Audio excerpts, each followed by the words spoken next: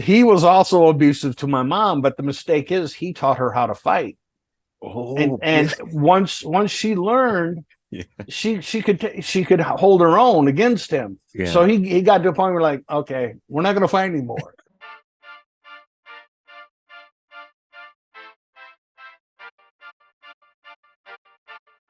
Real Talk with Star Scorpio season 7. So I linked up with my guest today on an app called Rizzle. We were in lockdown on COVID.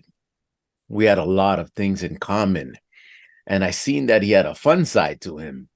And at the same time, he was knowledgeable about music, especially with the rock band Kiss. I actually just visited the state that he lives in right now. Florida just came back. And I want to learn more about my guest, Ken, because he has a lot to share. So we're going to get into it today. Ken, welcome to Real Talk with Star Scorpio. How you doing today? All right, my man, Mr. Star Scorpio. Yes. Do you prefer to go by Peter? Peter. Yeah, you know what's funny, Ken? The people that I grew up with that I have on the show that are comedians, DJs, whatever, they're like, do I call you Star or Star? You know what I mean? I'm like, no, you just call me Peter. They know me as Peter.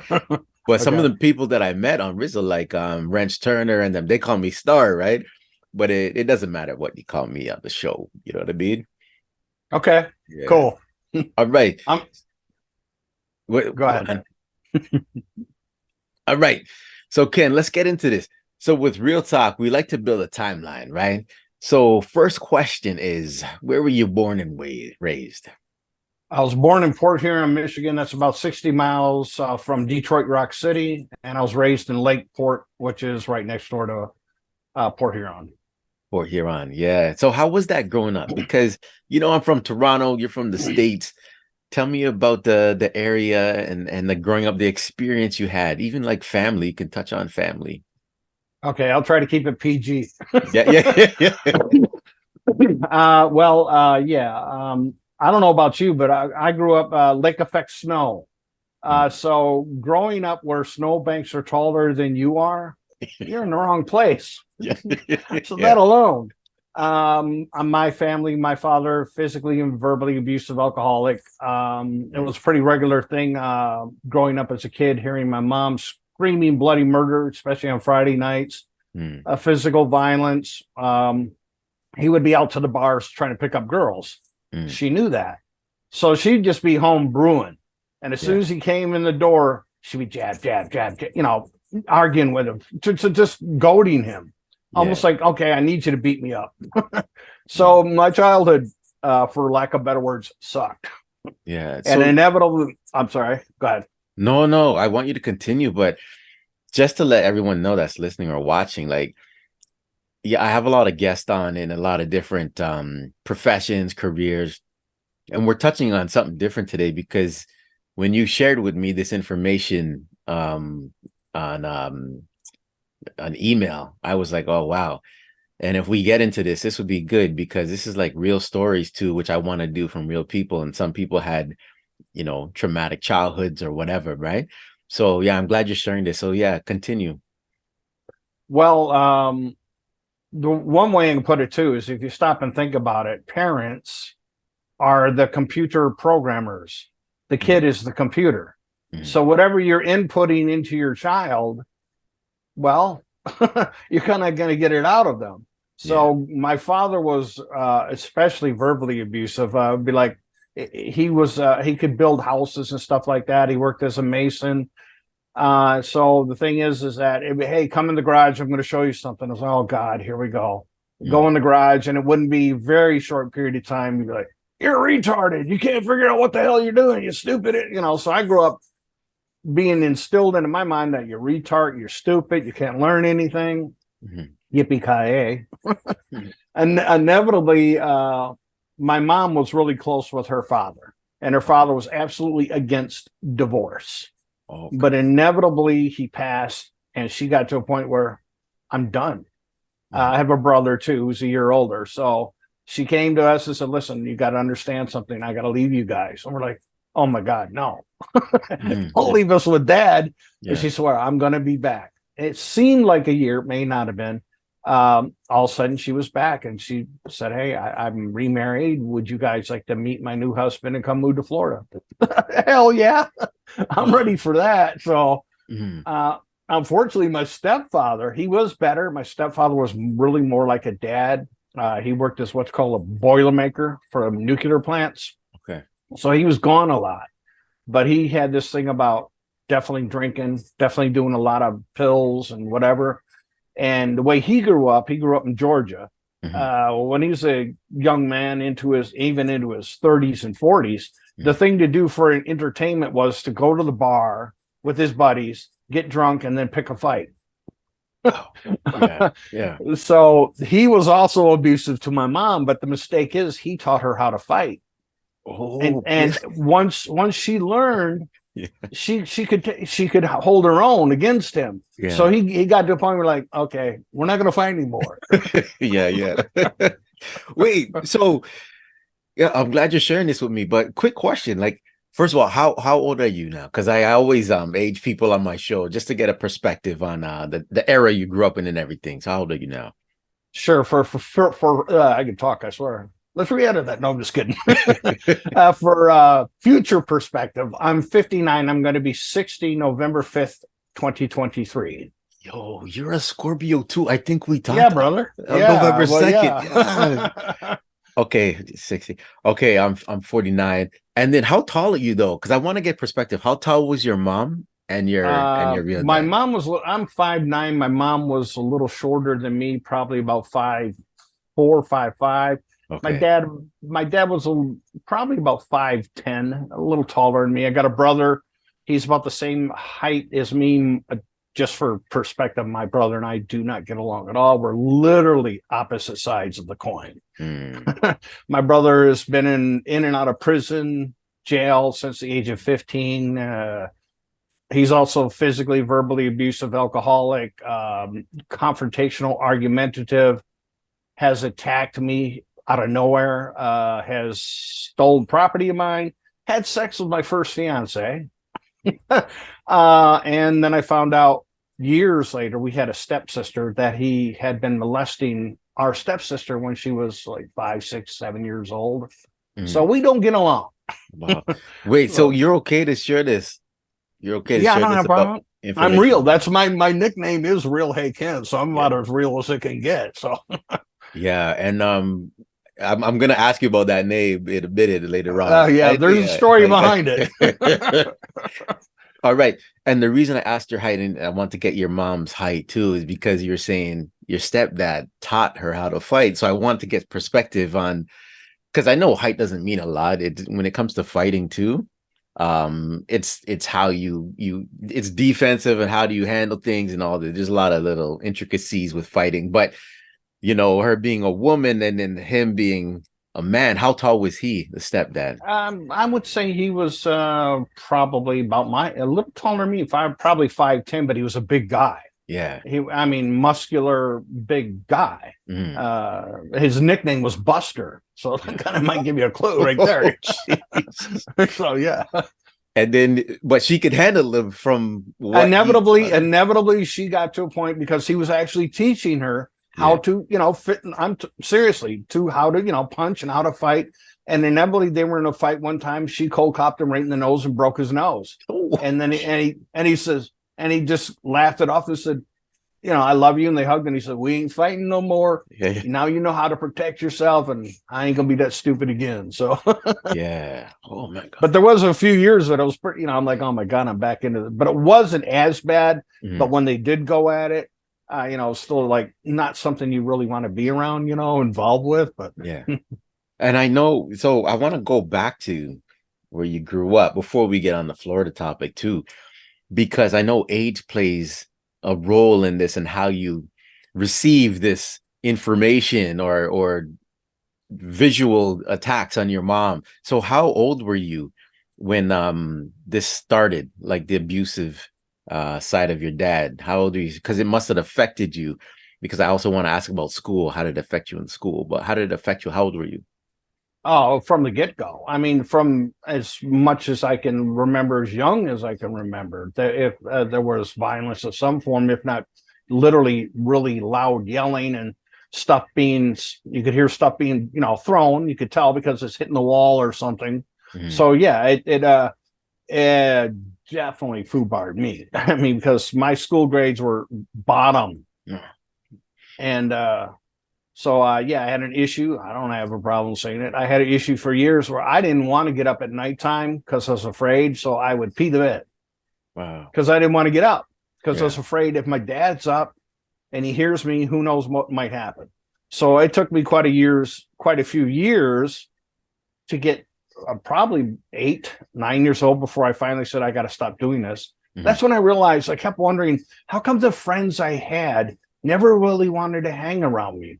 Oh, damn, the boy who smells like pee. It took me many years to figure that out because I figured it was me. And in school, forget about it. I was a basket case. Back in those days, you're talking, the 70s. The way the school system was, it was basically like, just pass him. It don't matter if he has D's and E's, just pass him on to the next year. Oh, wow. So. Yeah. Wow. So you touched on friends now. So did your friends know about the family environment and what happened to you? I seriously doubt it. The friends was a bizarre situation because my friends, there were two of the most popular kids and their family had money. You could just kind of tell that they had a pool. They were the popular kids in the neighborhood. They were my friends. Well, I could see their house from where I lived. It's right down the street. And I'd call, hey, Mike, what's going on? Are we going to, we're nothing. We're not doing anything. We're not going anywhere. Then I'd see them like they actually think they can go across the road crouching and I'm not going to see them. I mean, I got a pane window this big, and I could see them down the street crouching, going across the road. So I would inevitably find them most times wherever they went, but I never had the gumption to ask them, and I wish I did. How come you guys take off on me and don't want to hang out with me? So it was just kind of a bizarre friendships. Do you know those guys now? One, the Mike and Larry Newman were their names. I had heard many years ago that Larry committed suicide. Mike, I tended to believe as I got older that he might have been on the other side of the fence, gay. Yeah. Because we had a particular time, was a New Year's party at this girl's house that we both knew, and there was one other girl there. And she's talking about we kiss at midnight. So, but he was turning all red and he didn't like being around girls a lot. I don't know for sure, of course, I've lost touch with all of those people. The only one I wish I still had touch with, if I could change anything, would be a girl named Peggy Turner. Because when I went to school, literally from kindergarten through 5th grade, I had an absolute crush on this girl. Absolute crush. And in 4th grade, we switched to a different school. 5th grade was by itself. And I knew 6th, 7th, and 8th grade, she wasn't going to be in the school I'm in. But I knew come 9th grade, we were going to be back in the same school. Yeah. So here comes high school, 9th grade. And finally I see her. But I'm like, she knew me. She knew who I was. She knew the kid who was banging his head on the wall, banging his head with books, throwing himself down on the floor, having temper tantrums. I don't want to go. I couldn't. Inevitably, I was actually talking to some other girl at a locker, and she came walking up. She, hey, you remember me and Peggy? And I kind of like, yeah, but I kind of like blew her off, and I wish I'd never done that. I wish I had told her right then and there. Because, dude, I've had dreams for years, vivid dreams, where I finally told her, you won't believe how much of a crush I had on you. Wow, that's crazy. Yo, thanks for sharing that, man. Yeah, when you reminisce, you telling that story now, when you reminisce, did you feel that emotion from back? Oh yeah, absolutely. Absolutely. Yeah. I can actually still see, I can't envision what she looks like now, but I can envision her as a kid. Yes. So yeah, I mean, I'm serious, dude. Many dreams I've had about were it was so realistic that I swear to myself, I'm like, did I actually finally get to tell her? Yeah. That's crazy. This is interesting though, because when I asked, this is why I like conversations with people, because now when I ask these questions, the would you rather question, and then you'll see, if you listen to the podcast, you know what I'm getting at. I want to hear what you say about a few things, because just starting our conversation, you're going deep with it. You know what I mean? About Mhm. family and everything. So in school though, so you told me how school was for you though, but your home environment now, and now your friends, teachers, I watch a lot of movies and shows and things, right? And they always show like when it has students in it, they always show like a teacher that was kind of inspirational or looked out for one of the kids and all that stuff. In your life, do you have any teachers that had an insight of what was going on at home? Not an Or ins not Mhm. an insight, but I definitely have a teacher who was a very strong influence on me. But none of my teachers had a clue that I know of what was Yeah. going on at my home. Mhm. But my fifth grade teacher, which was a school by itself, it was only a fifth grade. There was no other grades. Mhm. Mr. Pagan, Mr. Pagan, he'd walk around the class and he's kind of hunched over with his hands behind his back all the time. Yeah. And I figured, well, he's just, smart, like a professor might do that, walking around while he's talking to the class. Mhm. And the great thing about him is on Fridays would be science day. Okay. And he would always do something that was visual. I ate that up. My best grades and best time in school was science. Yeah. And Okay. inevitably, I got up the courage one time, he's talking to the class and they're asking stuff, whatever, more about science or whatever. And I asked him how come he walks like he walks, hunched over. Mhm. Well, it's long story short, he had back issues. Yeah, so scoliosis. I can't even say the word. Scoliosis or something? Thank you. That's Yeah. it. Yeah. Mhm. So he had to walk. So he had to walk like that, pushing on his back with his hands from behind to Mhm. kind of relieve some of the pain. So Okay. So he was an influence in what way though? just in the fact of getting me interested in those days in school, like he got me interested in science for dang sure. Mhm. And also in those days in school, they didn't have any kind of classes about the planets. Yeah. And I wanted to learn about the planets. And that's what he kind of instilled into me is you want to learn something, learn it if it's not there being taught to you. So by the time I got to sixth grade, I'm not one to read. I've only read 5 books cover to cover in my life, but I got me a book about astrology, Yeah. and the stars and the planets. So I wanted to learn for whatever reason. What are from the closest to the sun, farthest away in Right. order? What are the planets? So yeah, that's kind of influenced me there. Yeah. Ken, we have something in common there. And that's where I used to get down on myself. I told a couple of my guests, like I wasn't an avid reader. I was TV guy. And I think it's because when I look at books, like words were mixed up. I mixed up for me. Like I always think I was dyslexic. I never got diagnosed with it. But and my imagination is that's why I was in comedy. I'm more an imaginative person. I don't know if that's right brain or left brain, right? But I'm creative. So when I sit down and read a book, I'm thinking about other things and I'm not interested in the book unless it's something I really want to learn about. So I guess that's with you with astrology too. But yeah, there's a couple books that I read where I can't put it down, but it's under 20. Besides the school projects where you had to write an essay on. Yeah, right. I The don't short stories, Yeah, right? yeah. I don't count Yeah, I those. could do that. But at home, But man, probably less than 20, man. Not good, but whatever. yeah, I can remember the books because 2 were biographies from Gene Simmons from Rock Group Kiss. Yeah. Both the books sucked. Yeah. Then I fought tooth and nail because I'm a bigger fan of Paul Stanley from Kiss than Gene Simmons. Okay. And I fought tooth. He'd put out a book called Behind the Music. I'm trying to remember the entire title, but anyway, it was his first book, and I was apprehensive to get it. A Life Exposed, Behind the Music. Okay. I believe that's what it's called. So I was reluctant to get it because I'm thinking it's biography way, and I'm thinking he's not going to tear into Gene about any. It's going to suck. Yeah. But being a fan, and I found the book still in hard copy for a good price. Okay, so I read it, and I was well pleased with the fact that not obviously because he's in the Rock Group Kiss, it's in the book, but there's a lot. It's his life.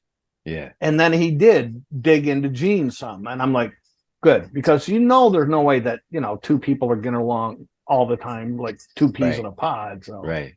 Yeah, I want to get into that when we talk about Kiss because you know your stuff, man. You know your stuff.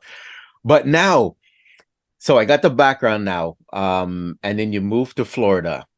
So how was that Yay. experience? How was that Oh, experience, man? brother, night and day, Yeah. night and day. Seriously. I mean, okay, I'm, coming from snow country, although the story of Ken's life in a nutshell. Yeah. I'm coming in off I-95 into Florida, 1977, January, into Fort Pierce. It's snowing. What? Yeah, I'm like, what the hell? I Yeah. came to Florida to get away from this stuff. There was actually enough snow that you could make a snowball. And then it was, I think it was 2 years later, yeah, 79, my first hurricane, which was only a category one, it was David. I remember the name of it. Yeah. The eye of the storm came right over Fort Pierce. No, up north you have tornadoes. I never saw one, but close enough to where, the wind comes and then it goes. Yeah. Hurricane, you're talking like 8 hours of wind going like freaking 80, 90, whatever miles, and then it calms down when the eye comes over. That's 8 more hours. I wasn't used to that. Like, what the hell is this, man? Is somebody trying to tell me I don't belong here or what? I have a few questions about that later too. Because Okay. as you know, we just came back from Florida. So if you know the answers, that'd be good. But yeah, I want to Sure. ask about a few things, man, including like alligators and stuff, man, and also the weather. But okay, so you moved from Florida, and then of course, besides the snow and that one incident and the hurricanes that you get probably every season, though, but that sunshine is probably amazing. But if it's too hot, like I seen one of your posts, man, you gotta like stay inside of things, right? Yeah, buddy. Yeah. Especially this is, everybody's, pretty much around the country this year.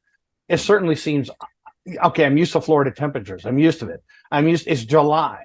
It's normal for it to be in the, mid 90s. Yeah. Humidity levels usually up 80%. You walk outside and you're drenching wet from sweat. It's Florida. You're used to that. But it's been more of a, almost not a humid heat, but not a dry heat, but somewhere in between, a steam heat. Yeah. So when you're outside now, temperature being like 91, but the feel like temperature is over 100. 100, and if you're out in the sun itself, you feel that. You're feeling it. You're like, oh, this isn't good. I feel like an egg. On a perhaps I should find shade.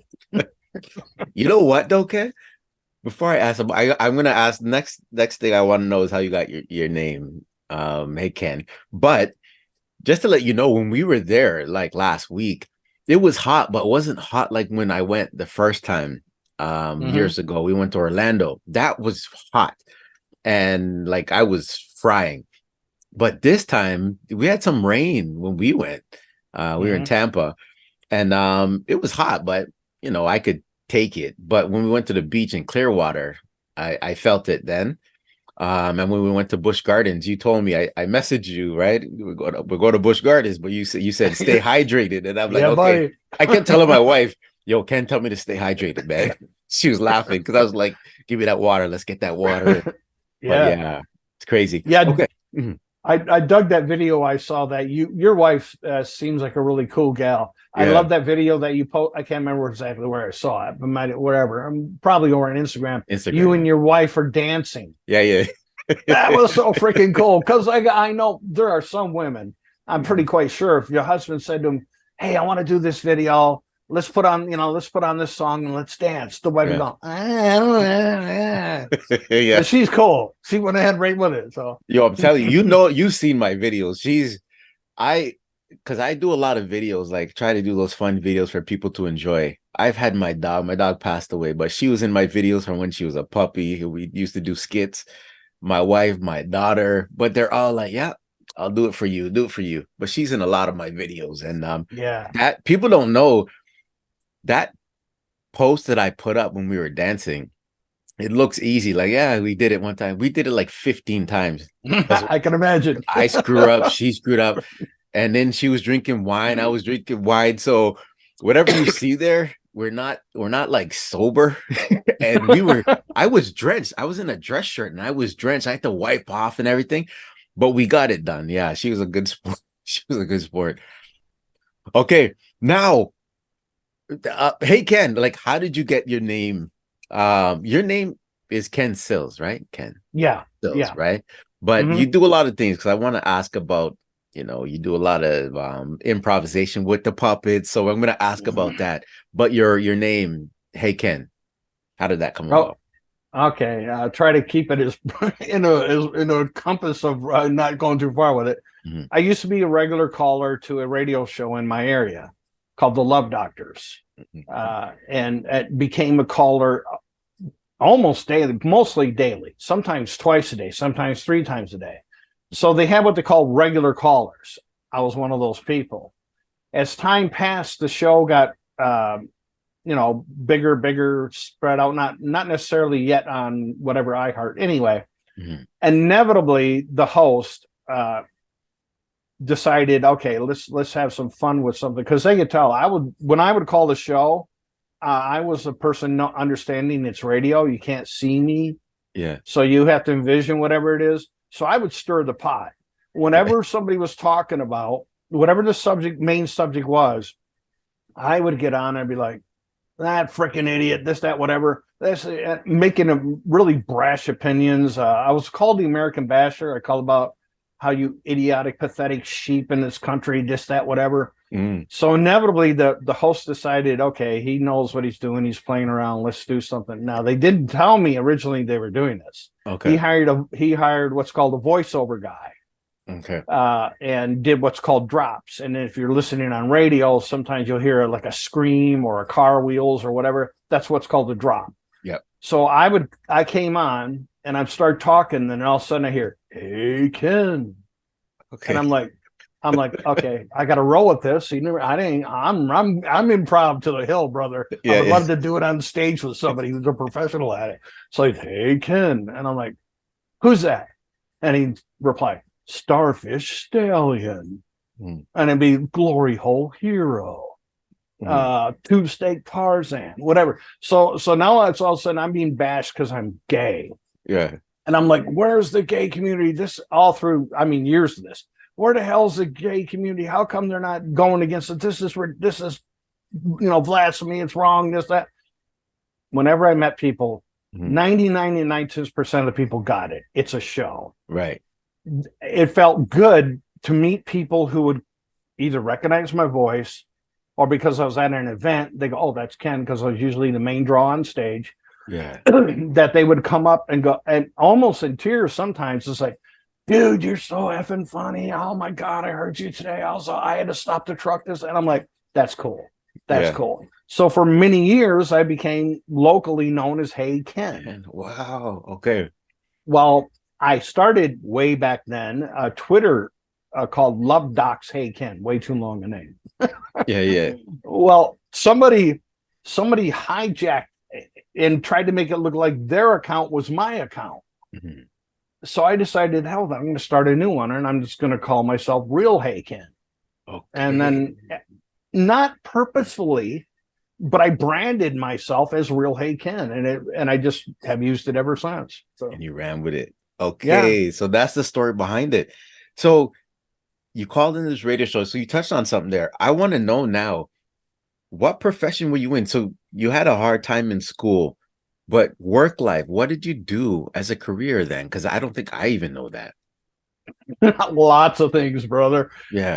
I started out working as a dishwasher. I worked in restaurants for almost a decade. Okay. And I got to, I'd done other things. I was a prep cook. I've done some line cook work, what they call the steward, which is somebody who makes a schedule for the dishwashers and so forth, and sort of their boss. Got involved with stock, rotation of stock, all that kind of stuff.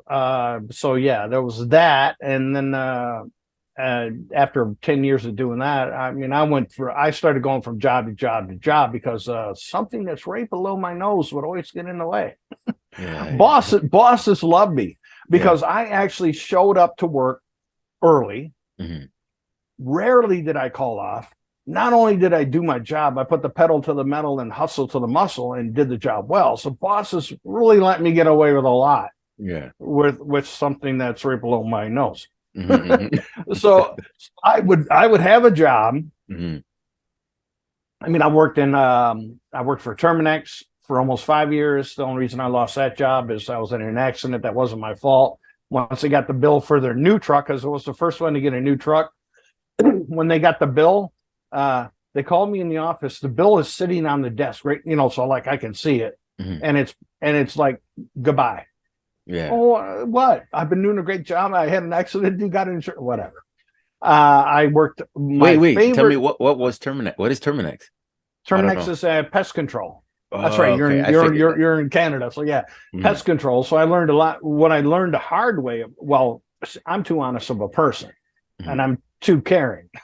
Yeah. So hypothetically, I would do what's called wood destroying organism inspections. Like somebody had supposedly what's called dry wood termites. Okay. My job was go there and find out, was it something that already happened in the past because they had their house tinted? That's the only reason they have a contract, or is it something new?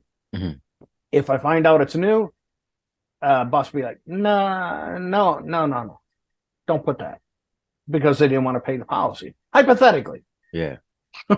So after doing that I'm like, man, I can't handle this. I can't handle this dishonest. I can't do it. Yeah. Okay. So I found my way. I'm not exactly, I can't remember it all, but I ended up working for an event merchandising company, traveled around the country. And what the company is called Team IP. Okay. Team with the letters IP.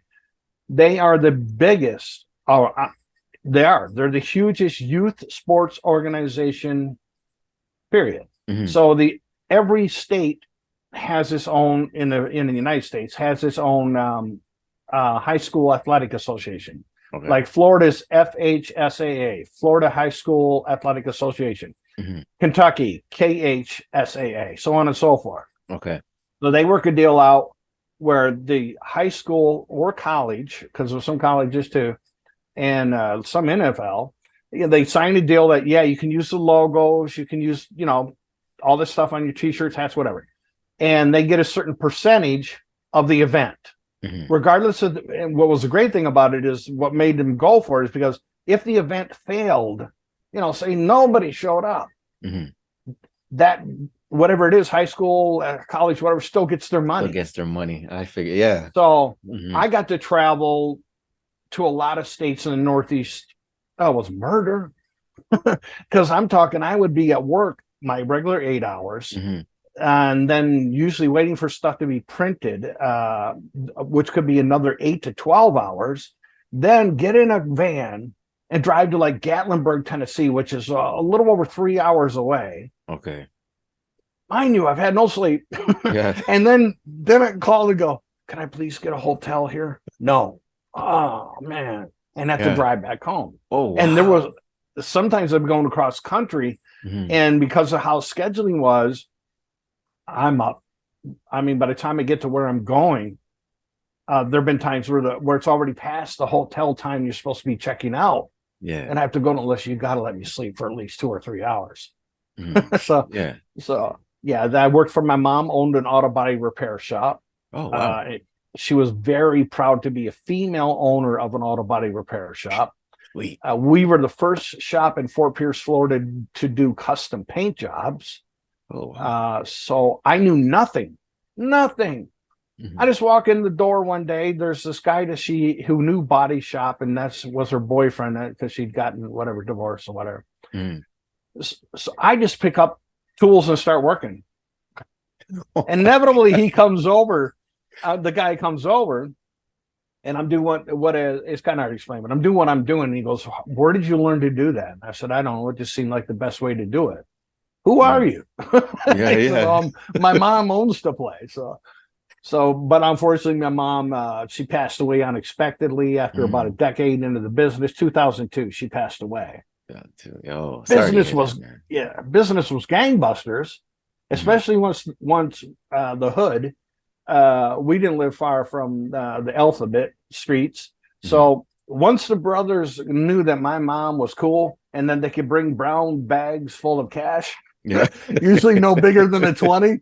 Yeah. And they knew that she was, once we got in with like the top guys that are over in that neighborhood, they knew, okay, now they can tell their friends, take your car here. You got to dump some of your money anyhow. $3,000, $5,000, $8,000 cash. Yeah. To do candy paint jobs, this, that, whatever. Hey man, whatever. So it was great because I had a new perspective I mean, I don't never had any issues with African Americans, but it was cool having the perspective of actually being around guys who might have a sort of a nefarious background, Yeah. and but still they're cool with me. Hmm. You know, it wasn't like they're treating me because I hated the word white. Hmm. Sometimes they say, "Oh, you white guy, you don't know nothing." I said, "No, dude, I'm kind of beige." Yeah. So I said, "I don't call you black, don't call me Yeah. white." You know, so it was cool getting that perspective of that kind of like, well, different cultures, different lives. So Mhm. yeah, I'm glad for that. Wait, tell me something, Ken, because in Toronto it was different, man. We go multicultural. How was your experience then? Like from where you were raised first to now Florida, how was it with the integration? Like, I think I was talking to GQ in my last podcast, but we didn't touch on anything like that, like any social. I just asked them how is it with police and stuff like that and racism and all that.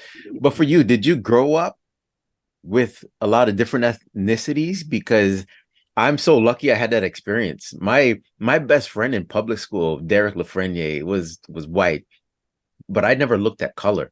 And then we grew up with so many different Europeans and Asians and everything. Mm-hmm. So I didn't see color a lot. So I know there was a lot of experiences, but I don't even think about them. Like some people really focus on it today, which is funny in 2023.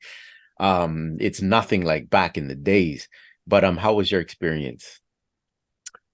I loved it. I mean, because same way, I just look at people as people. Right. Obviously, what was a good experience about it all and still is the ethnic cultures are obviously different. Mhm. And the way things are done are different. Well, I kind of like that experience of seeing, trying to understand, oh, okay, how come, your, I guess for lack of better words, your people kind of trying to do this, that, whatever. Right. And having it, getting that experience of understanding, oh, okay, this is the culture, this is how it happened, da da da da. So it Mhm. was really cool. I used to work with when I worked for auto tire place. I worked in the warehouse. Most of the guys were Spanish Mhm. or from that kind of whatever else goes with that kind of culture. Right. And so I knew nothing of Spanish. I know about that much, poquito. Yeah. Yeah. So so I won't say the word, but I had a friend of mine. I said, "Can you teach me a couple words to say in Spanish?" And so he taught me two words. One I like in particular. Like I said, I won't say what it is, Yeah. but it was cool being around him and seeing, how he lived here in the United States. And he had family. His whole family, including his wife and kids, are over in Mexico. Right. But he's here. He's making his money, and he's sending most of his money back home. Right. And I'm thinking I'm just, perhaps I'm wrong, but I'm thinking most Americans, if I'm here where I am, and I got my family living in California, Mhm. and I'm kind of struggling to make money, I'm not going to give them, any of my money, Right. let Right. alone most of my money, Yeah. because they're having hard times over there. Mhm. So that's seeing that perspective was eye opening. Yeah. I see that here too, man. Like some people just come to Canada for that better life. We have a lot of people from different countries that come here just for that better life. And then I hear when I talk to them, because I've been fortunate to work in jobs where there was a lot of different ethnicities and things.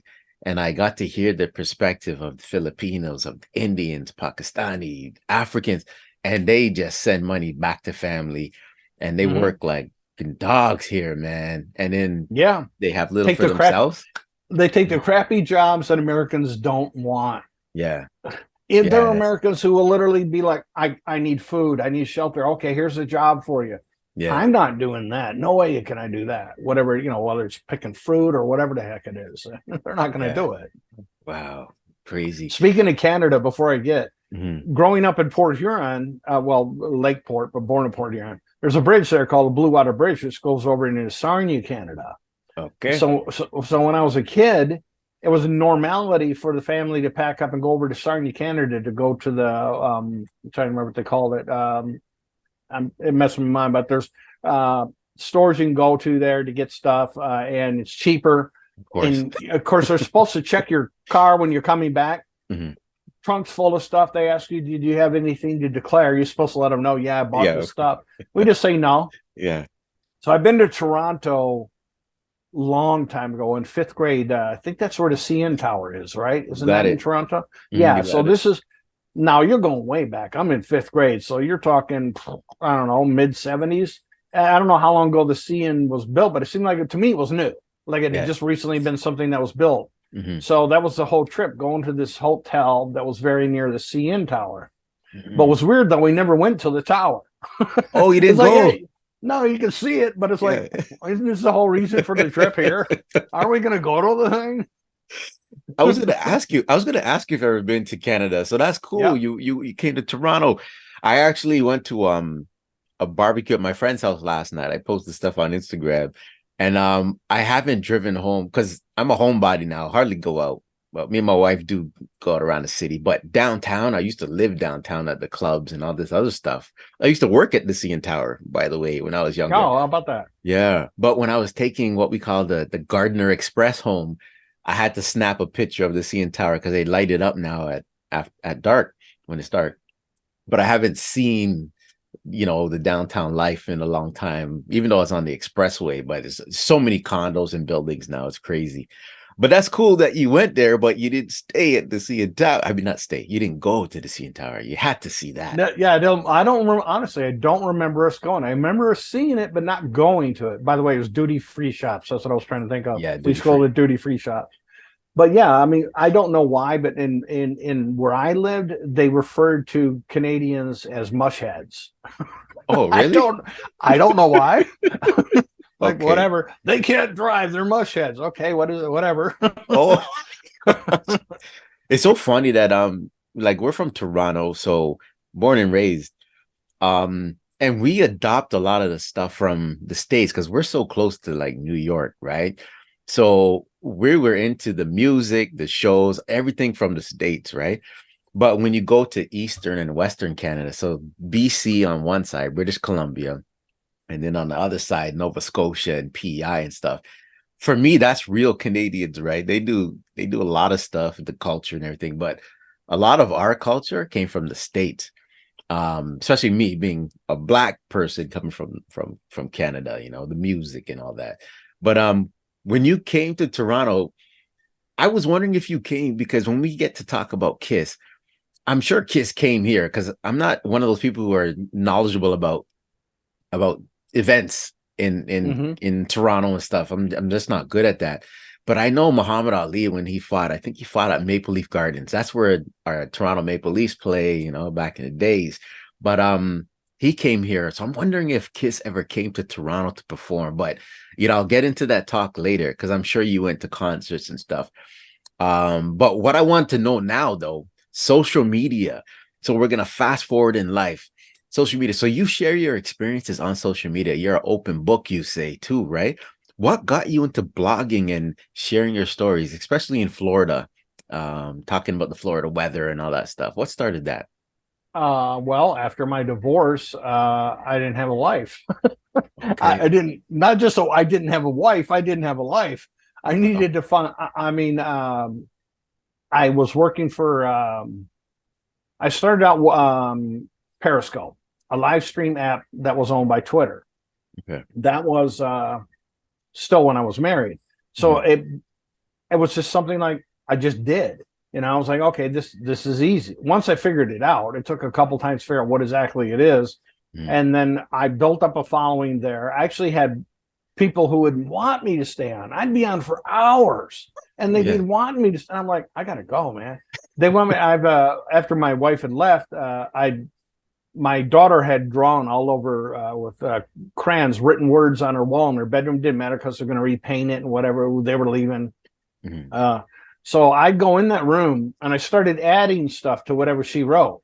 Yeah. So when I would go in this room and start really talking to people, they liked it. So when I wasn't in that room, people started referring to, can you go to the Church of Ken? I'm like, what are you talking about? Yeah. That one room that you have that your daughters are on. Okay. And so when I would go on, people like, When are you going to the Church of Ken? Okay, fine, let's go. What's the matter? I'm still talking the same shit. So what? Pardon my language. All right. What does it matter what room I'm in? You know. Mm. So yeah, it started there. Then after my divorce, I needed to find something to fill the void of just kind of like being alone, and it took a while because I was down for a good year. After that, literally mental breakdown. Went to a was in a mental health facility for a month in Miami. Okay. Because I had a mental snap. I literally thought people could see me and hear me on live TV.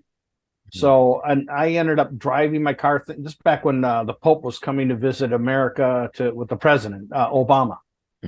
So I thought the Pope was supposed to be meeting with me. That's how far gone I was. Yeah. And I was going to the West Palm Airport because I'm going to get an airplane to go meet him. Then I feel like everybody's following me. So I end up going to Miami.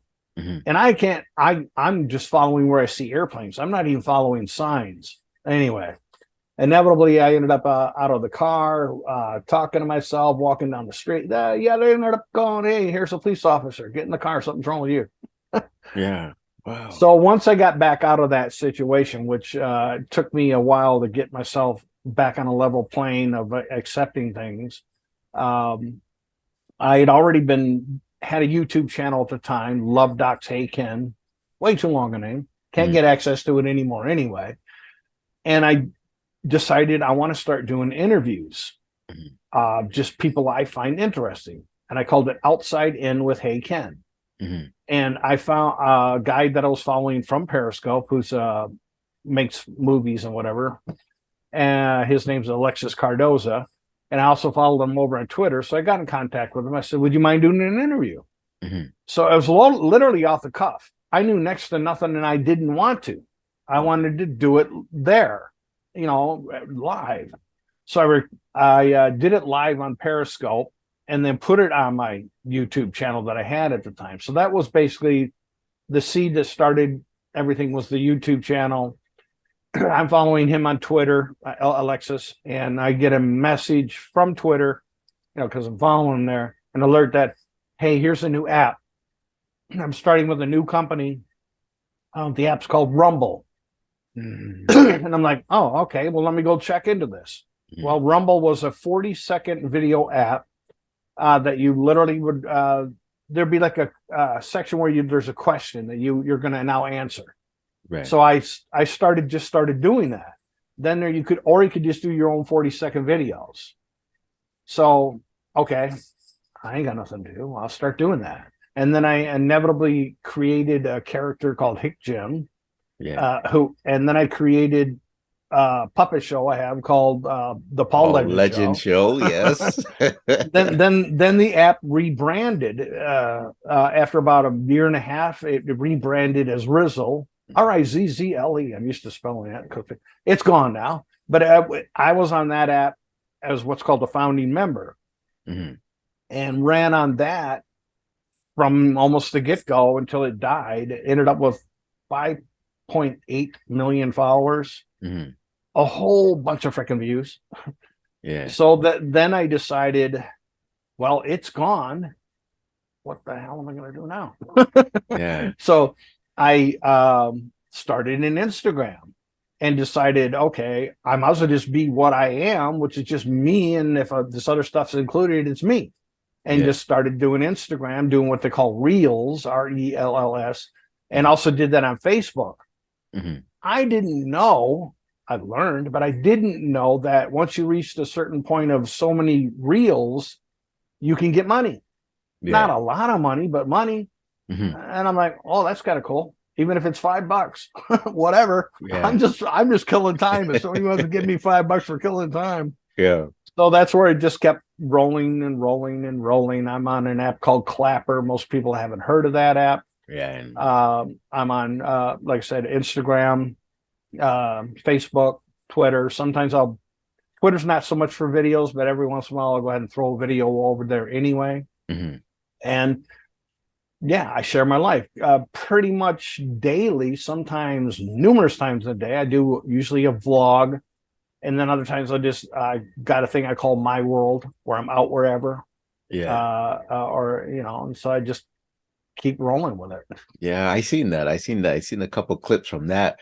I love that you share your experiences, man. It's nice to get into someone's head in life, especially when you're out of the region, country, whatever, right? To see Hmm. that perspective. But I think it was K Touch that told me about the original name of Rizzle. So you said it was Rumble first, right? Rumble, yeah, I think what Yeah. happened. Honestly, what I think happened there, because Rumble is also a very popular. There's a thing called Rumble. Oh, I know. Yeah. Okay, so what I think happened is they probably got probably something in the sense of a cease and desist, not Hmm. necessarily, but where they were telling them, "Look, dudes, we're already using Rumble." Hmm. So I think that's what made them decide to rebrand it. Yeah, I Yeah. actually have they was the only social media app that I wish social media apps did this. Hmm. They're the only social media app that sent me a hat and a T-shirt that had the logo on it Yeah. from Rumble when it was Rumble. Hmm. So yeah, that was, and it was cool that I stumbled into finding out that I was what's called a founding member. Hmm. But unfortunately, like everything else, it just it wasn't picking in India. It was doing huge It because was it's an big. app out. It was out of India, Yeah. and Yeah. it was sort of a their version of TikTok, and TikTok got killed over. They couldn't do it in TikToks anymore. Yeah. But for whatever reason, I would have figured they might have just kept going and not be in the United States, but they dropped it all. They're supposedly revamping the app. It's going to involve AI Oh, and come yeah. back still as Rizzle because they changed the logo and so forth. And so we'll see. Yeah, I think K Touch was telling me that too, the AI thing. But that I liked Rizzle at the time. It really got me through COVID. Just making those messages, getting the replies, meeting Yeah. people in different countries, India, America. Half of my guests have been from Rizzle. Yeah, I know. I Simply saw GQ. Of course, that's how I know GQ. K Touch, That's Wrench how I know Turner. Rince Turner. Yeah, I am still, and I'm blessed with the fact that I'm a very good friend with Lindsay Baker. I don't know if you yeah. remember Lindsay Lindsay Baker. Baker. Yep, yep. Lindsay is cool. I mean, I have her home number. I have her address. This is Hmm. something you don't share. You don't go Yeah. on public. Hey, here's her phone number. Yeah, yeah. Here's where she lives. But it's cool that we got comfortable. She got comfortable enough with me knowing she could trust me with that information. Yeah. And she's growing pretty good over on TikTok. Hmm. So on a short story, I've had a nightmare in Elm Street when it comes to TikTok. For Yeah. whatever reason, every time I'm starting an account, something goes awry. So I had a different phone. I switched the account over to the phone I'm on now. Hmm. When I try to log in, it wants me to create a new account. It won't let me go into my original account. Yeah. So I figured, okay, I'll just create a new account and I'll add my original account. Hmm. No, you won't. Hmm. So Wow. once again, for probably the fifth time, I've started my TikTok all Really? over again, just trying to get to 1,000 Yeah. so I can go live and go live with her, especially because we've collaborated for a few years doing stuff. So Hmm. Yeah, shout out to her because I think she was doing interviews with people like a yeah, podcast out of things. she's on not to interrupt you, I just want to make sure people listen this far into this. Mhm. They're Yeah. like, oh my god, Ken's on, get the hell off here, it's boring as hell. uh she's on a thing called Unchained TV, and Okay. it's in the app. It's in the app store. It's completely free. There's no purchase things in it or anything like that. It's a whole bunch of videos Hmm. about if you give a dang about anything to do with animals or Oh yeah. veganism, vegetarian stuff. It really is. It's opened my eyes in the fact of like the horse roundups that are still going on, and horse racing, and all kinds of different. She's an activist, Yeah. All so that yeah, cruelty she's to animals. yeah. I seen some of Mm, her videos. Yeah. that's hard to watch, but I know. it's necessary, sometimes. Yeah, I'm sensitive to these things now. So yeah, it's hard to watch those things. Um, but it is necessary. So I sometimes have to force myself to watch it because it's good to know what's really going on, but it's painful because Yeah, you want to help. You want to help, but I don't know. Mm-hmm. It is. I can understand that the huge percentage of Americans really don't want to see, what's happening at a chicken farm or a cow farm or anything like that. Yeah, They just want to go around like, just give me my eggs, give me my bacon, and leave me alone. exactly.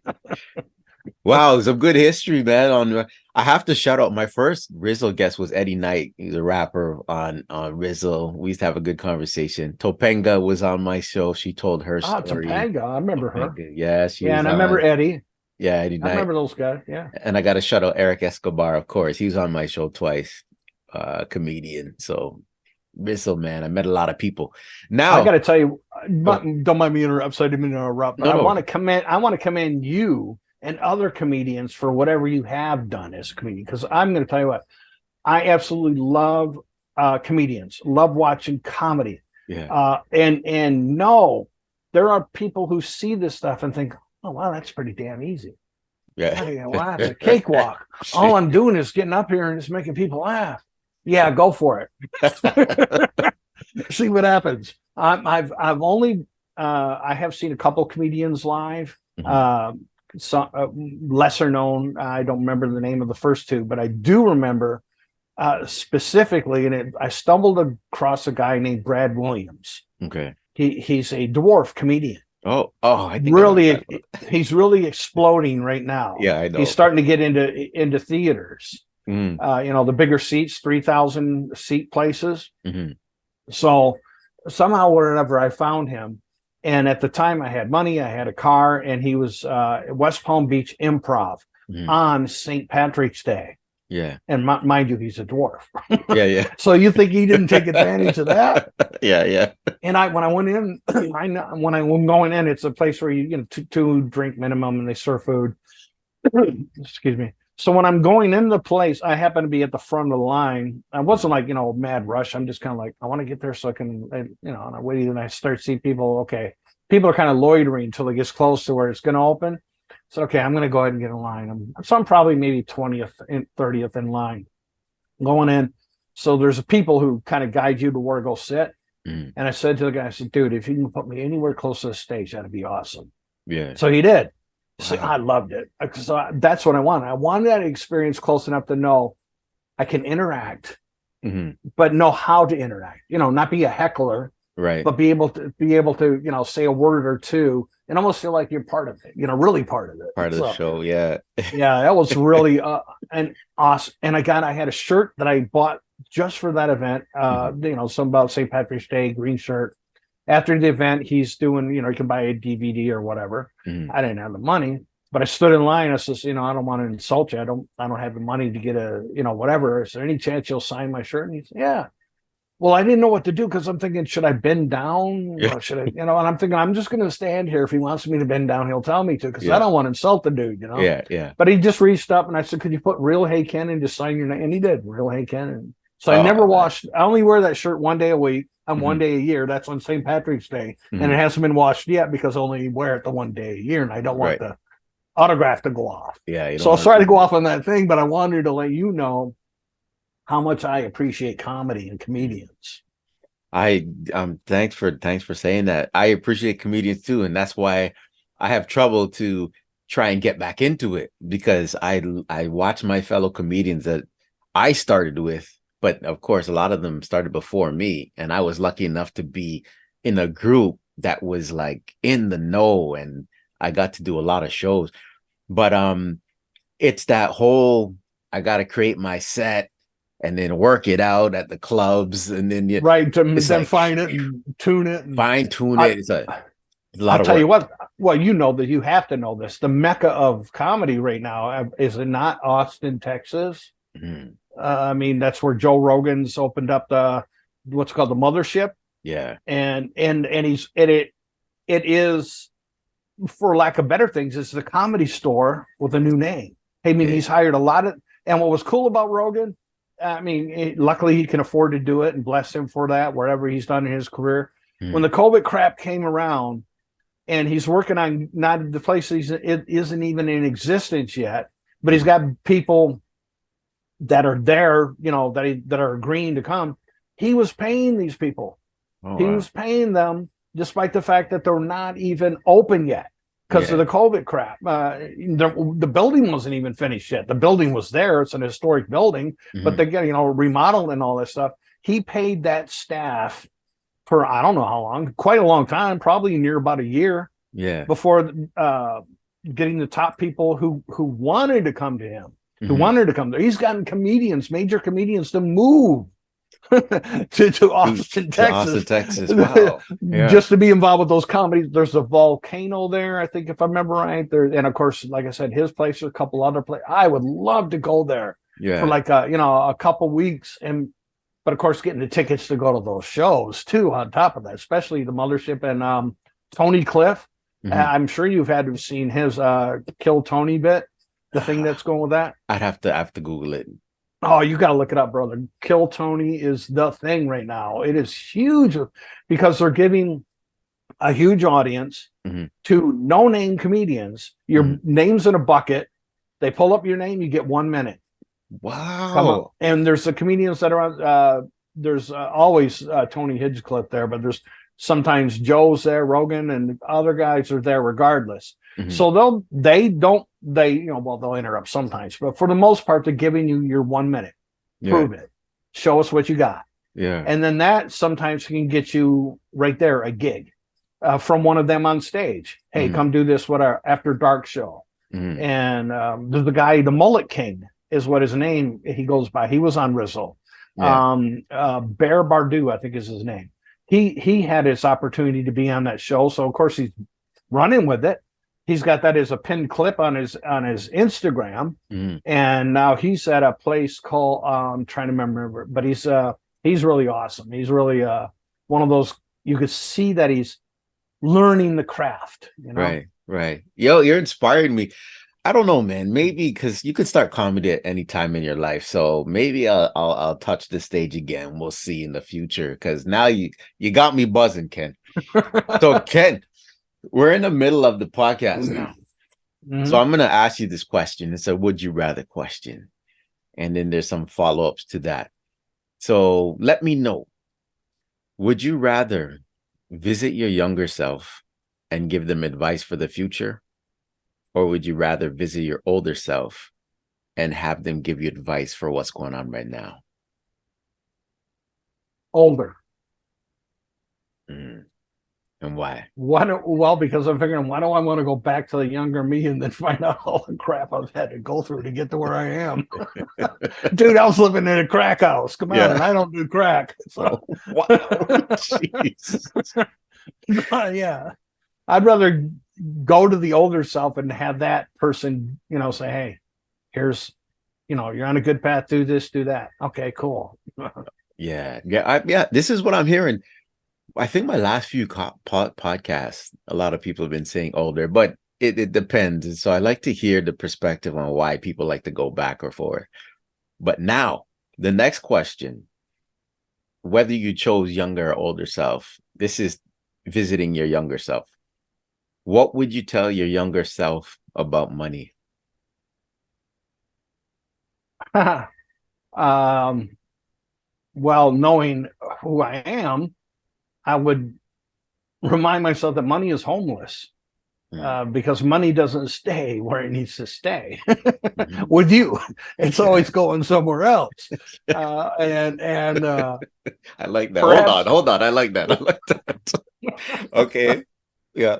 yeah, like money's kind of like a tramp, comes scratches at your place for a while. And all right, man. And you get the next one. Damn, where'd you go? You couldn't even say goodbye. And then you try to figure out, okay, I hate that when you got to sit down. And I can't be the only one who does this. And you look in your wallet and you're going, damn, I spent $72. What the hell did I spend? Let's see. I got me this. I did that. Oh, no. Then you're trying to add it up. And, you come up like maybe $15 short. And you think, oh, man, did I lose? Then you got to go back over it again, trying to figure out, what did I spend Where it did I on? spend it? But I think it would be also to tell myself, dude, how about learn something that can make you at least, look, I don't think I'll ever be wealthy. You never know, but learn something that's going to at least give you a decent income. Now, I'm all past that now. So, but yeah, that. Yeah. Okay. What would you tell your younger self about family? Grow up. Mm. Quit doing don't do the stupid shit. Pardon my language again. No worries. I don't know if that's allowed, but try to curb it. I would definitely wanting to educate myself on the fact that you need to do stuff different than you've been doing it. Mm, Stay away from beer.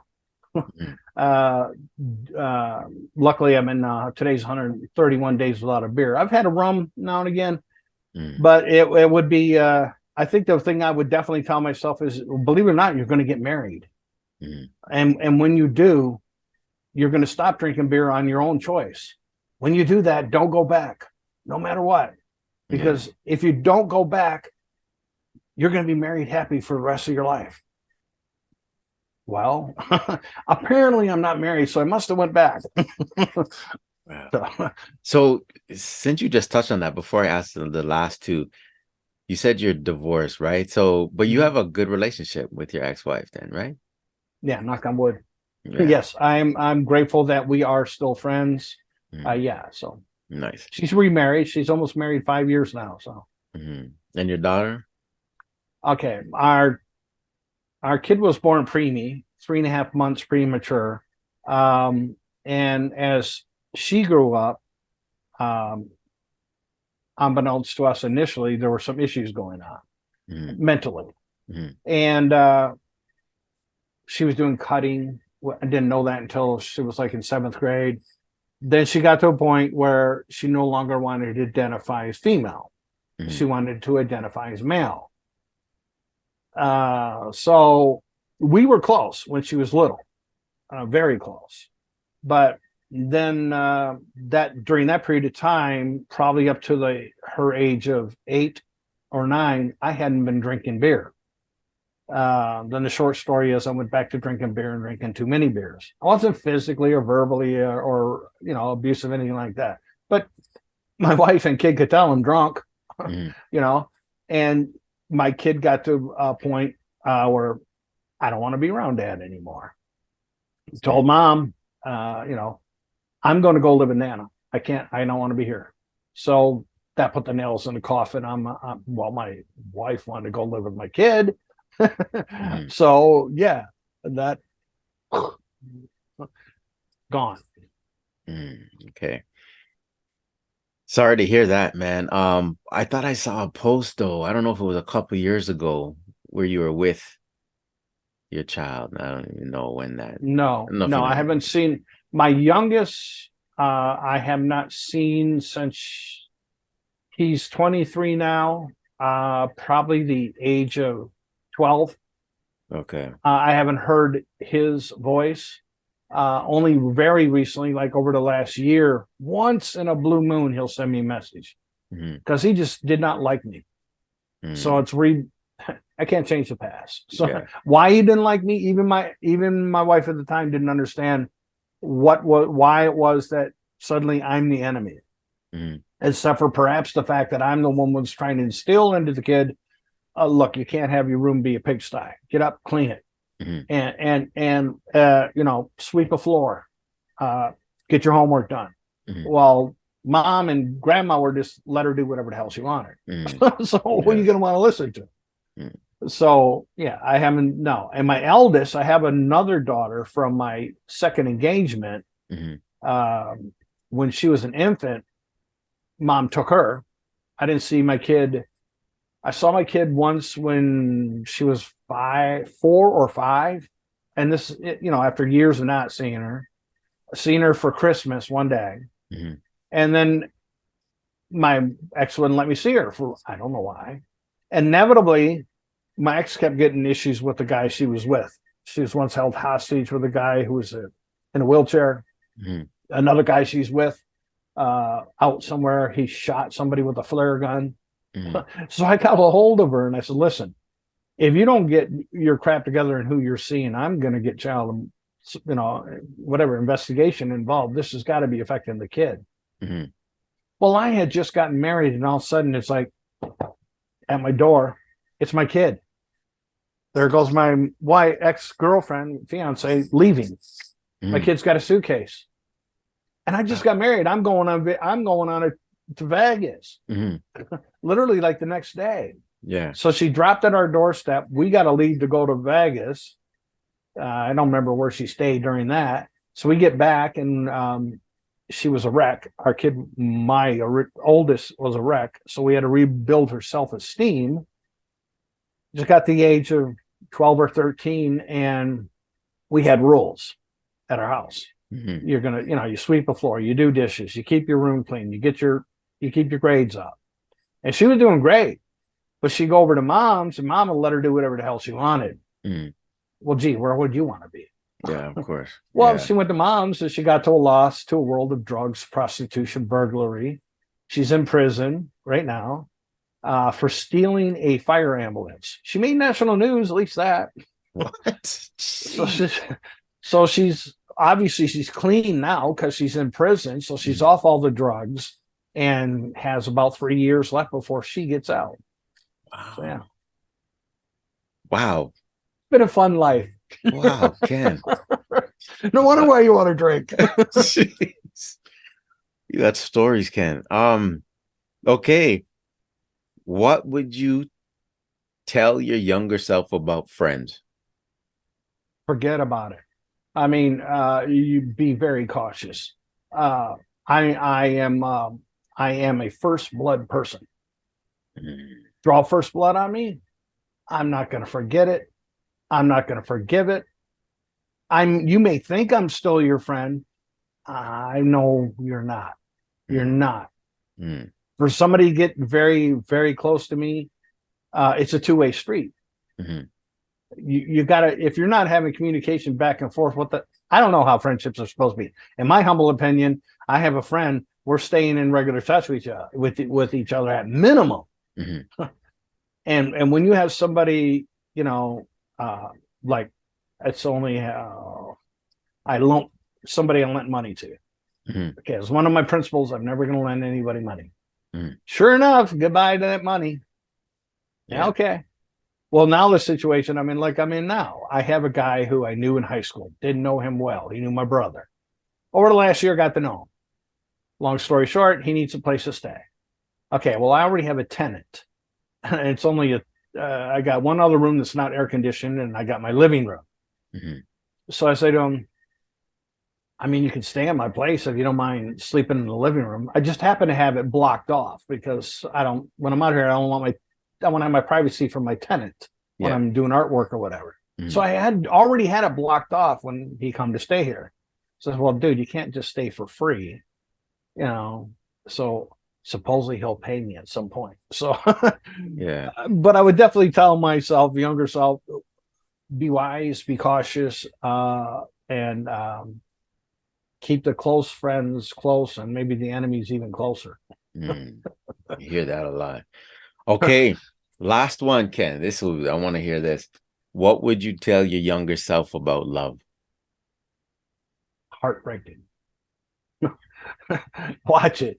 It's gonna hurt. It's gonna hurt a lot. My first fiance, I love. Don't fall for. I have to speak in the perspective of me as a heterosexual guy. Don't fall for a woman just because you're getting to have sex on a regular basis in every way imaginable. Yay, that's great. Fantastic. But if there's nothing really much more with the relationship, communication is key number one, in my humble opinion, and all that, don't fall in love with a woman just because she did things to make you feel better. And fall in love with her because back in the day, when I grew up, especially in the 1980s, and more even in the 90s, being with a girl was easy because there were girls who had a reputation. But that's all it was. And I had to learn that. That's not love. That's just sex. So learn what love is and go with that. Wow. Okay. Thanks for sharing that, being open and candid. Now, this is what I want to talk about for our last segment here. Kiss, the rock band Kiss. When did your love for music start in general? Because you gave me all the background of growing up and everything with the family life, school, but music had to play a role in all of this. You had your jobs, Oh, but the absolutely. love, yes, and the love for Kiss and your experiences. Tell me about that, because when I first started following you on Instagram, I seen a lot of stories to do with Kiss, the history of Kiss, everything, the music. So let's start that conversation. Absolutely fanatic when it comes to music. I follow. That's why one of the spoils I give myself is Spotify Premium, so I don't have to put up with commercials. I can skip what I want, and I'm always enjoying finding new music to me, a new group, especially if it's something I like. Then I'll promote it. I know it ain't like I'm anybody big or whatever, but I can say, hey, have you ever heard of Starcrawler? Most people have not. Have you heard of Blacktop Mojo? Most people have not. And say, oh, you good? Go check out a couple of songs from these bands. So growing up, near not far from Detroit, the radio station was WRIF, the Riff Raff, 101 FM. Baby. Yeah. You're listening to WRIF 101 FM, baby. Hang on tight. We're going to play some Led Zeppelin followed by Judas Priest. So growing up with that kind of stuff was normal for me, that was normal radio. I didn't know any other kind of music. It was Ozzy Osbourne, Black Sabbath, whatever. Okay. And then along the way, I discovered Kiss probably about 1975. And basically how I discovered it is because some other kids might have been wearing a T-shirt at school, and I was, that band sucks. They're crap. Okay. And I'm like, they suck. They're crap. They wear makeup. Everybody thinks they're weird. Nobody likes their music. Damn, that's my band. I'm on board. That's me. I'm hooked up. Yeah. So right from from there, from 75 on, it was just, getting to know what catalog they had at the time of music, and then just riding the ship that is still floating 50 years later, despite what all the haters say is they suck, they're never going to last. Yeah, I know. 50 years later, they're still going. But there's been rotation too, right? In the there's been a lot of right? I think that's the thing that's frustrating about anybody who follows pretty much any band. Yeah, trying to figure out who's who used to be there. So of course you got the founding members: Paul Stanley, Gene Simmons, Ace Frehley, Peter Criss. Well, inevitably they got tired of Peter Criss. They dump his butt. They hire Eric Carr. So the band's going forward with Eric Carr, and Eric Carr's a different kind of drummer than Peter Criss. Peter Criss grew up more as I want to say more of blues drumming of that nature.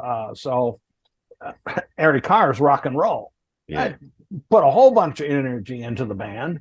Well, Eric Carr got cancer, so he's gone. He passed away. They had to replace him. And now, along the way, before that happened, Ace Frehley said, "I'm done with this." They say they fired him. He says he quit. Whatever. Answer somewhere in the middle. I think it's more Ace's truth than it is Paul or Gene's truth, that he just got tired of they're running him ragged, and he wanted to do stuff the way he wanted to do it. So they replaced him with a guy named Vinnie Vincent. Vinnie Vincent was wearing makeup too at the time, and they went out on what's called Creatures of the Night tour, which went like, wasn't successful. No, they had to end up at some point dropping off tour dates. Oh wow! And that's so now they're at this point they're in a desperation mode. What's going to happen with the band? And So they decide, Paul does. Gene didn't want to go along with it, but reluctantly did. Paul saved Kiss, by the way. Paul Stanley, Kiss is Paul Stanley's band. Wow. Even Gene Simmons has said that. Wow. So they're like, Paul's like, we got to take the makeup off. Gene Simmons did not want to get rid of his character known as the Demon. No way did he want to be out of makeup. But it was like, sink or swim, brother. So when they took off the makeup and put out an album called Lick It Up, Boom. Really? That was huge. It was Uh, huge. mhm, There are a number of songs I've looked it up that were huge hits. Then most of them, if not all of them, were co-written by what was known at the time, Vinnie Vincent. mhm, So that brought life back into the band. But as they went along, they realized this guy Vinny won't sign a contract mm, because and so they said he's all kinds of problems with. You can look it up. Trust me. There's mhm, been all kinds of issues in regards to the man who's known as Vinnie Vincent on stage anyway. So they had to get rid of his ace, and then they hired a guy named Bruce Kulick. And what was really the bizarre connection is because Bruce Kulick's brother, Bob Kulick, auditioned when they were looking for a guitarist originally. And they were on the cusp of wanting to hire him as the guitarist for the original founding member guitarist for Kiss. But he was back in the bald day, back in the back in day. the day. Holy cow. When they Okay. were doing auditions for their original, for it was Gene Simmons, Paul Stanley, found Peter Criss. Now they're trying to find a guitarist. Mhm, So they're holding up these auditions in some wherever place. mhm, So here a guitarist is coming in, to do whatever. So Bob worked with him, Bob Kulick. They really liked it, but he's bald. And well, Ace Frehley, as he's known, literally came in, walked, they're all sitting there. You walk right past them, plugged in and started playing guitar. mhm. Well, when he stopped enough, they're like, what the hell are you doing, dude? Who the hell are you? You walk in here, you just plug in your guitar. Mhm. Who do you think you are? You go, oh, sorry, Charlie, or something like that. He talks like curly. Yeah. So, but once he got up on stage with them, wherever they're in this warehouse, they're like, this is the guy. Yeah. Yeah. So as time went on, like I said, Bruce Kulick's brother, Bob Kulick, his brother, Bruce, Mhm. gets hired to be the guitarist in Kiss. And this is during the non-makeup eras in the Yeah. 1990s. Yeah. What are the odds of that connection? That Wow. his brother auditioned and now he's a guitarist. Wow.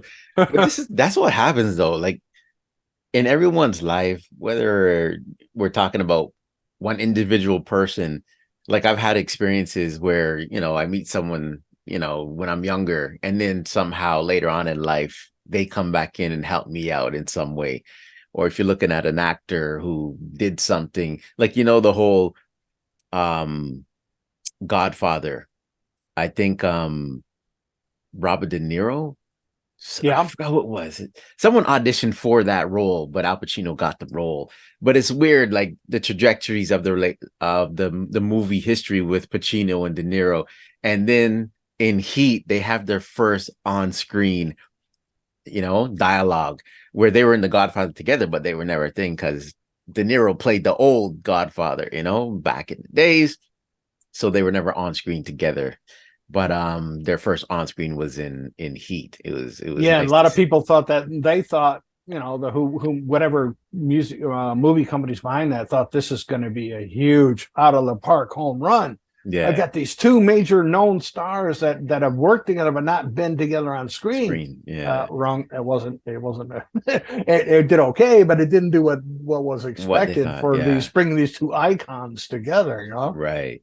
So now back to the band. So that was like kind of the history too.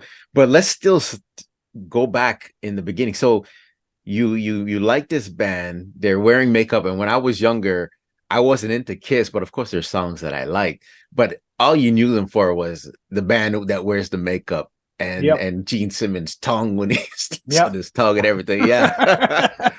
But so when did you start really getting into it? And I'm sure you've been to their concert, so when did that really say, hey, I like this band, I'm going to follow them? Because I know people who follow bands, like even like rap, hip hop, they follow them from the beginning till now. They're going to their shows. When Mhm. did you start going to shows and really follow them? Well, I was following them regardless, and inevitably, I was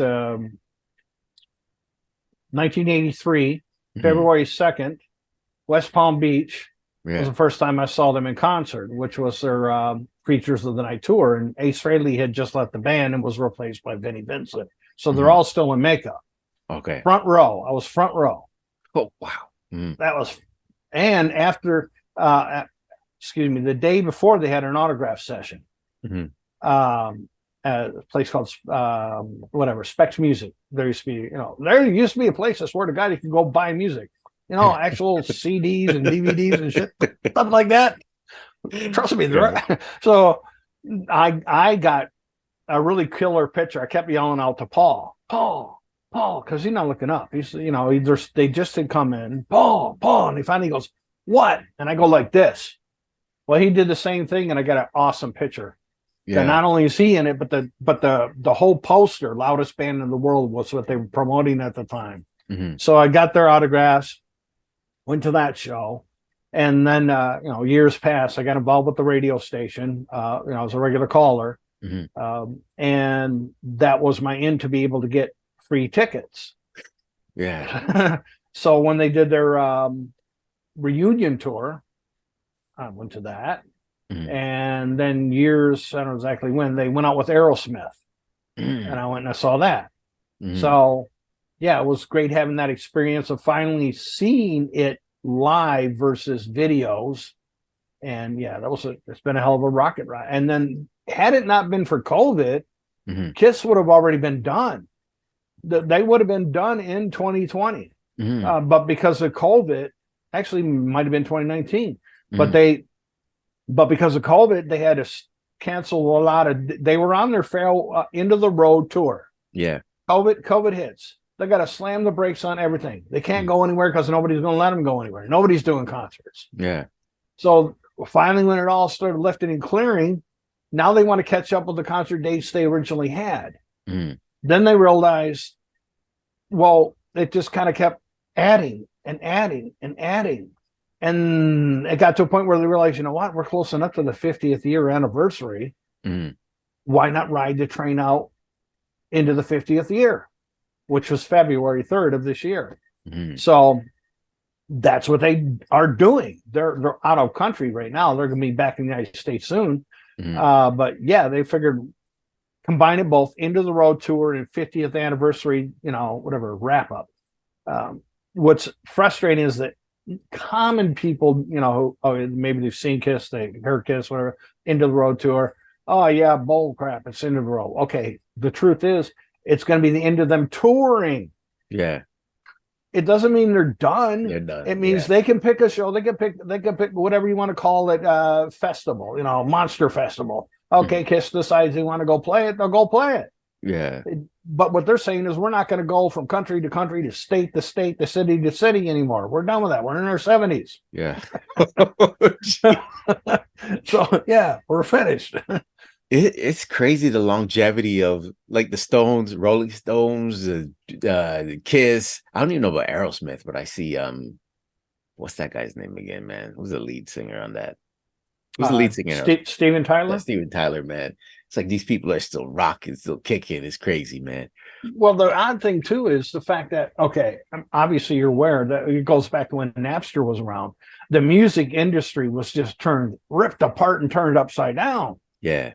And now you have, how many years now streaming's been around. For a person to buy the tangible item, the vinyl or the CD, pretty damn rare.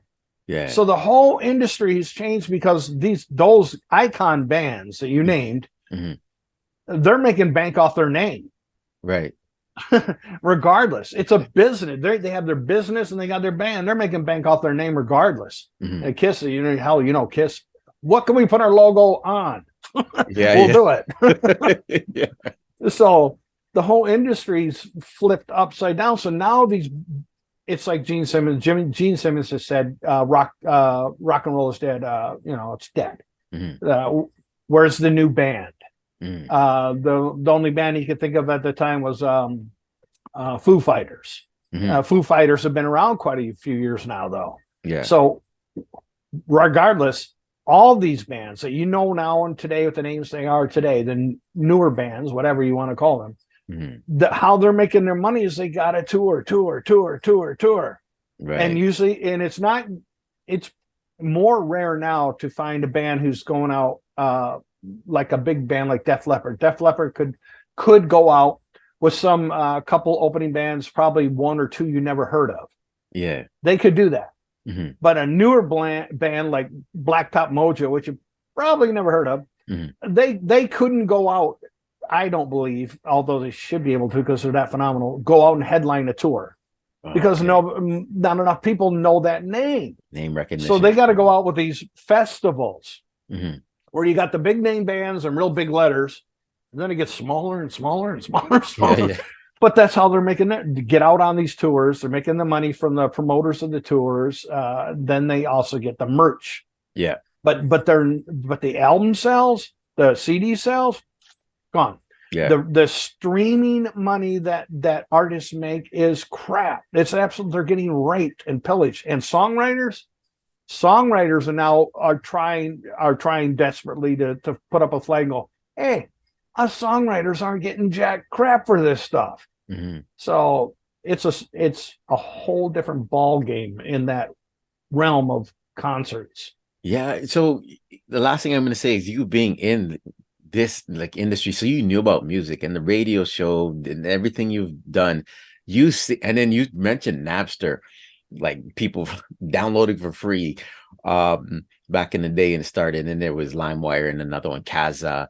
But you've seen everything change because you've been in since the beginning. You're talking about 70s, 80s, 90s, 2000s. So you've seen how where you used to watch it, where you used to listen to music on what's called a radio. Yeah. The radio industry is pretty much dead now. Yeah. Because you can have a live, you get apps like, I'm a Spotify guy. That's just me. You can get an app like Spotify. And why would you want a radio when you can get Spotify and pick whatever you are your own DJ? Yeah. Yeah. It's crazy. So, that's why everything has to change too. Even your perspective on things and how to access things and getting used to things. Everything's changing now.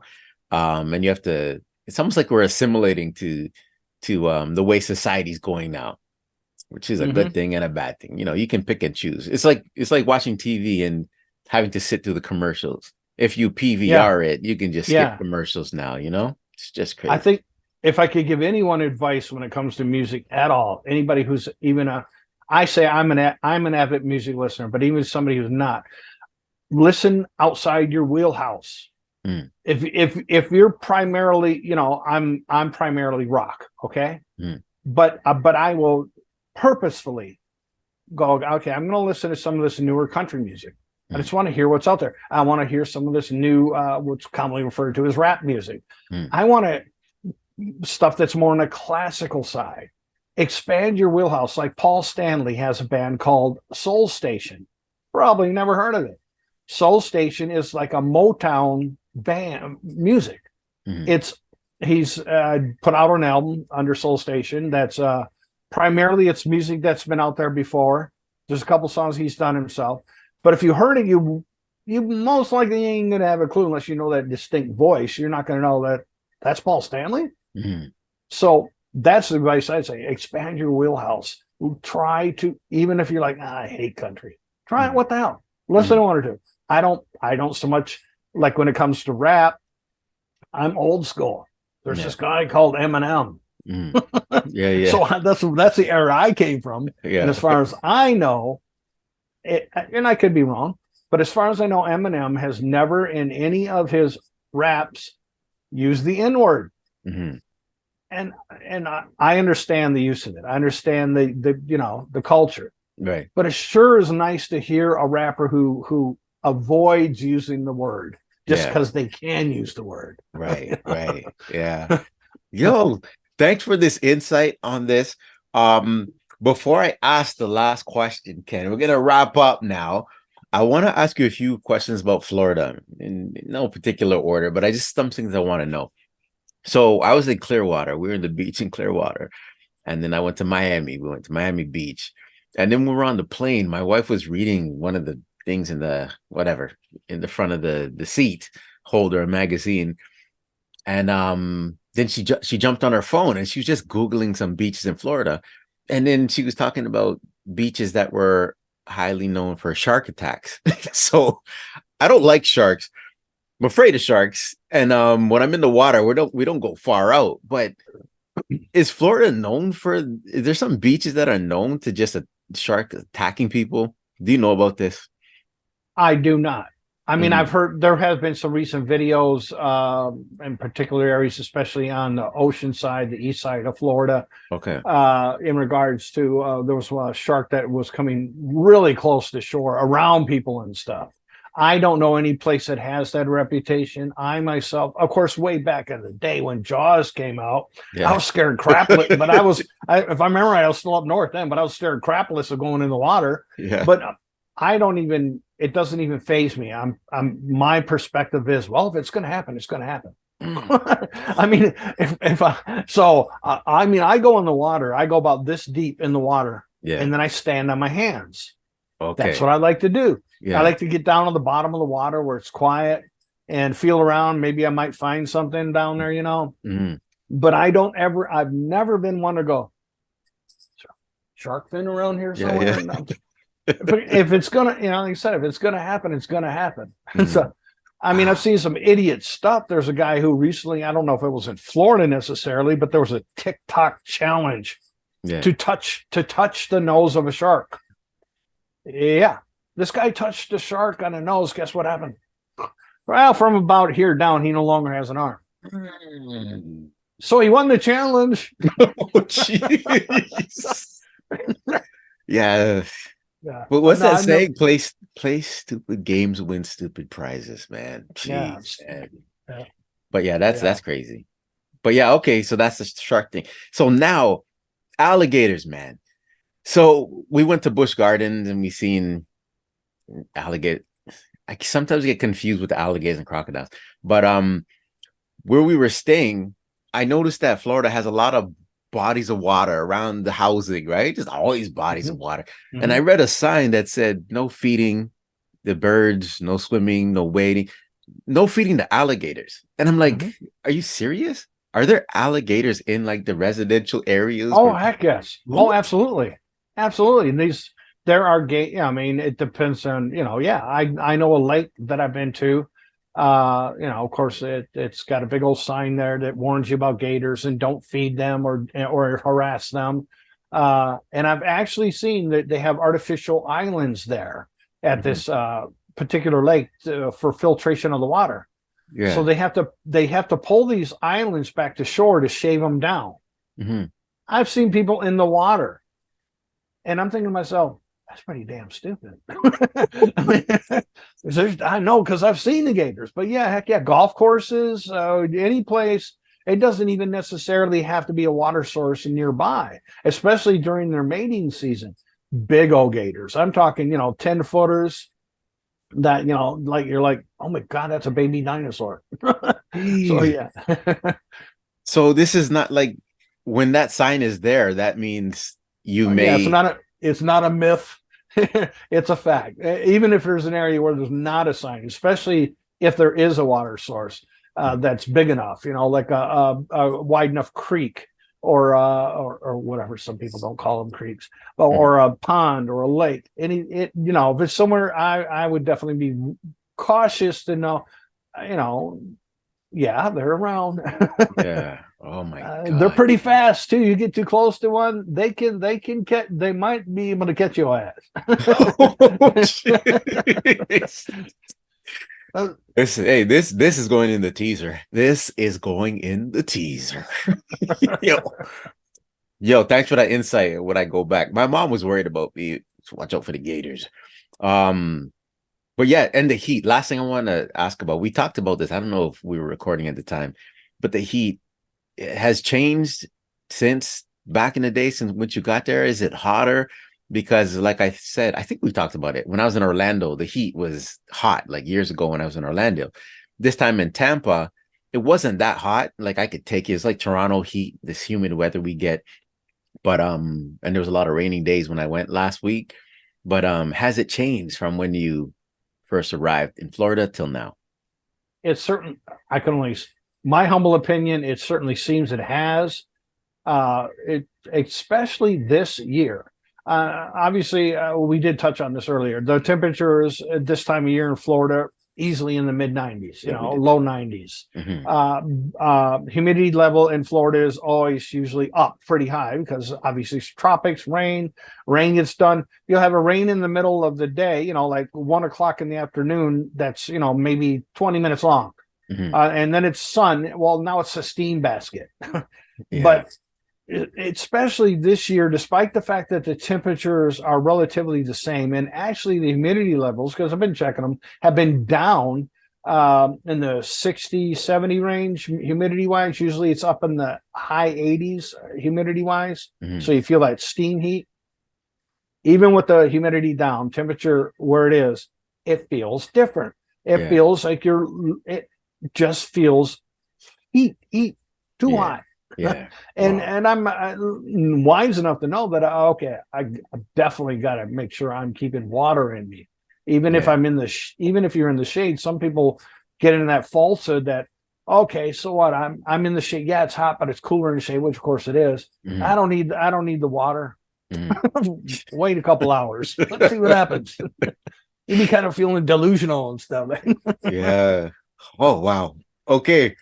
Again, thanks for sharing that. The last thing we're gonna do, Ken, before I go to the donations, the balloons, is you're gonna pick a card for me to read out. Do you choose the Blue Jays or the Raptors? I'll have to go with the Blue Jays. Mm. Name one challenging thing you had to overcome in life. Not committing suicide.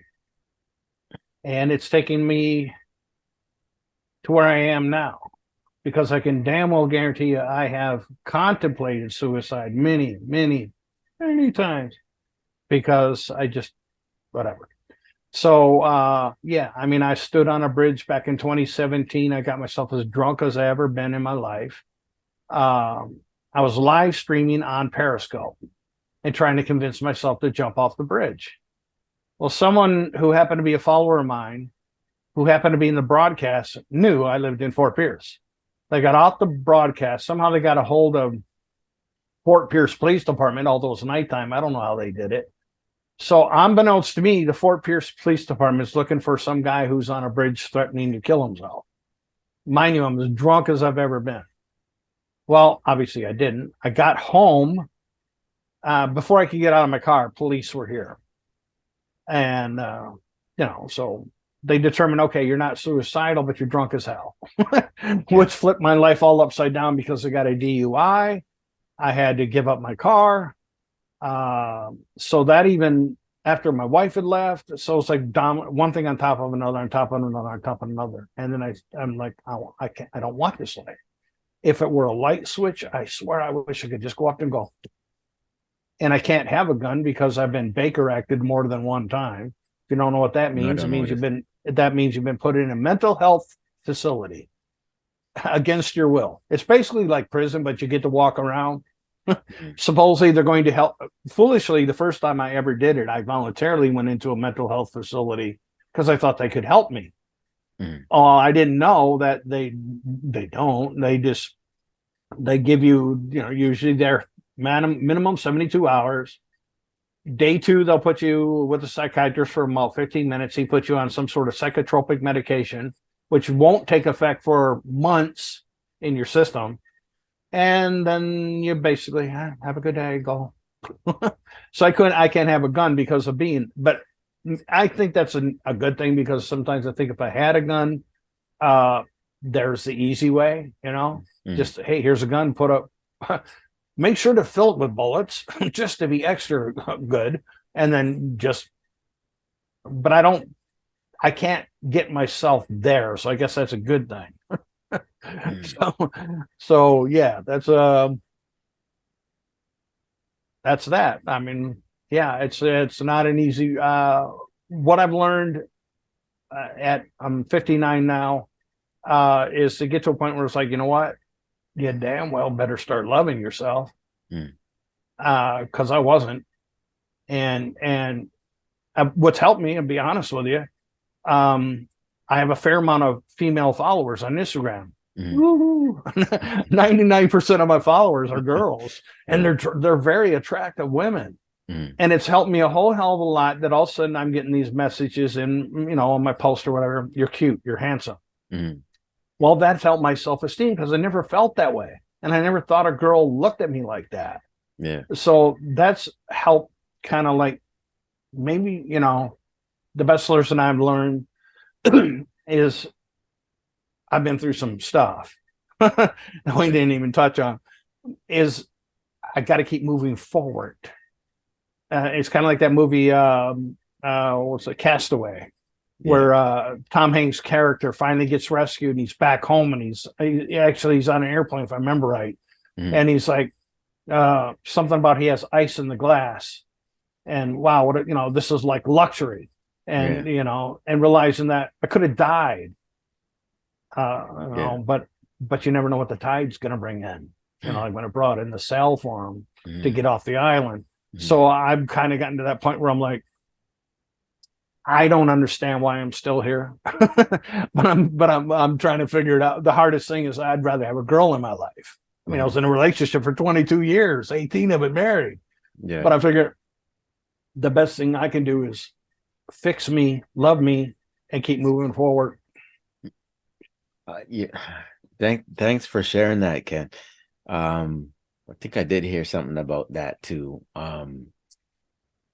It's hard to I don't know how you feel opening up about it again. I don't know if you ever done it on a podcast like this, but it's nice to hear that you're doing better now, and I'm sure you still have your challenges, but it's good to hear that those kind of things are helping you keep going.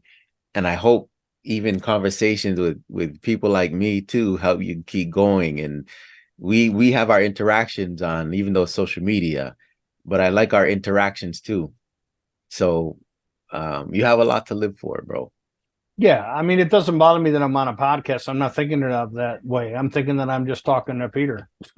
Yeah. And where I would be this, if I was in front of a crowd on stage and somebody was asking, and I could see the people out there. It wouldn't bother. Look, I'm just going to say, I'm going to be me. That's kind of in a sense, that's how my name morphed.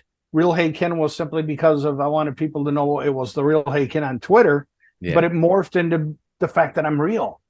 That I'm not, I'm not trying to, there are people, I'm not an influencer necessarily, but there are people who want to put a falsehood of a life they have, especially on Instagram and medias like that, showing things like a car that they don't own or in a house that isn't there, whatever.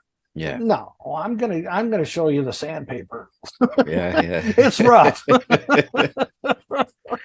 Wow. Yo, Ken, I really appreciate this. And now we're going to do something good too. So as people know, I donate to a charity after every episode, and it's based on the balloon that my guest selects for me to pop. So the charities for season 7 are Claws, Kawartha Lakes Animal Wellness Society, the Fundraiser Warriors, 4 little boys doing good things, raising money for different charities, and also Make-A-Wish Foundation. So by my hands, which one do you want me to pop? The left, the middle, or the right? Left. Right. Season 7. Let's see. And I believe you're episode 8. Star Scorpio will be donating to. I didn't hear it pop. When I watch it back, you can't hear the pop. Yeah, so I couldn't hear it. I even got headphones in. Yeah, it doesn't. You didn't pop it. You lied. I should have seen that on the screen. You got to start over. Okay, here we go. Well, I don't know if you can be able to see it, but when we pull it away, you still can't see it. Make-A-Wish Foundation. Cool. Yeah. So that's cool that you do that. It's one of those things. It's not necessarily because you did that, I'll speak about it, but there are things you do in your life that you just do. And I'm straight up telling you, I'm on a Social Security disability. That's a fixed income. But I do rent a room out here. So obviously that helps. Yeah. I try to every month.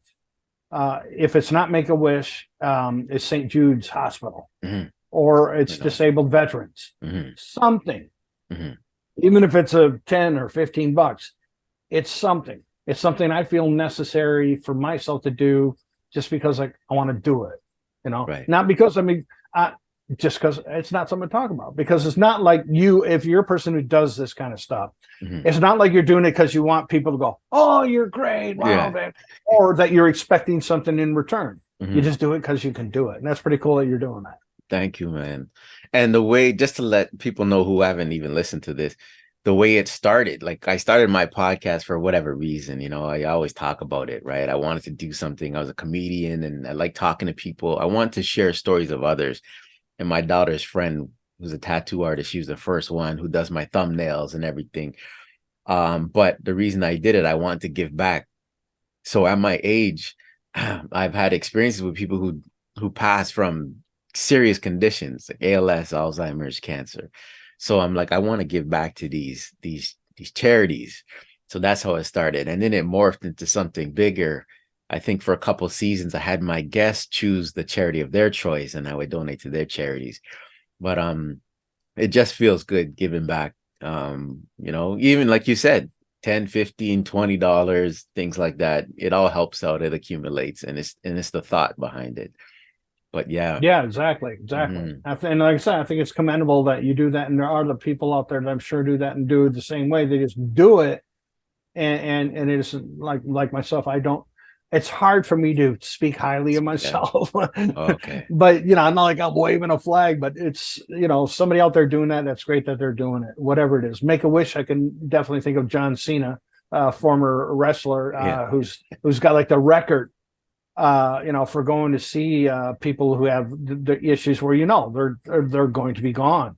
And I cannot fathom to imagine in any aspect what it would be like to go to a hospital or wherever it is, and especially if you're seeing a kid and they're so happy to see you, but the clock's ticking fast.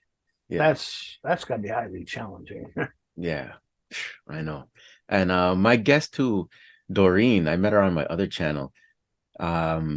She's involved with Make-A-Wish, and she's the one that told me about John Cena he's done the most Make-A-Wish. Yeah, he's got the record. Yeah, she told me about that. Amazing. So before we go, Ken, I really appreciate you coming out. Let the people know where they could find you on the socials. Well, most of them are Real Hey Ken with the number 1, all one word. So I'm on Instagram. Under Twitter, I'm under my name, Ken Sills. I also have a Facebook page, Real Hey Ken 1. I'm on Clapper, which most people have never heard of. It's like a 1 minute, well, whatever. It's a streaming app too that you can do videos, kind of like TikTok, but calmer. There I'm Real Hey Ken number 1. And the newest, which I'm going to be working diligently on, and I might have a deal in the works. Oh, nice. On my new TikTok account, which is Ken Sills 8, also Real Hey Ken. I think I put the number 1 there too. So perfect. All right.